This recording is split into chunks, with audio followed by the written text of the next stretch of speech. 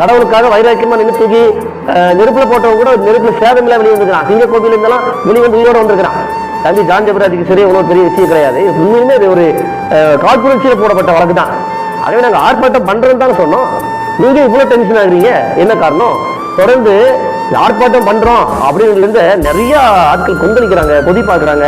ஏன்னா ஜான் ஜெபராஜ் கேட்கறதுக்கு ஆளுநர் நினைச்சாங்க போல இருக்கு.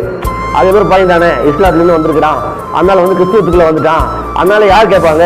கிறிஸ்தவெல்லாம் இதெல்லாம் பத்தி கேட்க மாட்டான், நம்ம என்ன வேணா பண்ணலாம் நினைக்கிறதா அது அந்த காலம். இந்த காலத்துல கிறிஸ்தவர் நாங்களும் அரசியல் அமைப்பு வச்சிருக்கிறோம், இயக்கங்கள் வச்சிருக்கிறோம். கிட்டத்தட்ட கிறிஸ்தவ மக்களுக்காக 16 ஆண்டுகள் இந்த இயக்கம் போராடி கொண்டிருக்கிறது. இன்னும் நீங்க தெரிஞ்சுக்கணும், சிறுமிகளை அக்கறையா நாங்க பார்க்கறத விட நீங்க யாரையா பார்ப்பீங்க? யார் பார்த்துக்கிறீங்க? இன்னைக்கும் வருஷத்துக்கு ஒரு முறை உங்க வெயில போயிடக்கூடாது, கெட்ட சுபாவங்களை கற்றுக்க கூடாதுன்னு சண்டே கிளாஸ் விபிஎஸ் நடத்திட்டு இருக்கிறோங்க. நாங்களா விபிஎஸ் நடத்தி சொந்த செலவுல அந்த குழந்தைகளை உட்கார வச்சு தன்னுடைய சொந்த பிள்ளை மாதிரி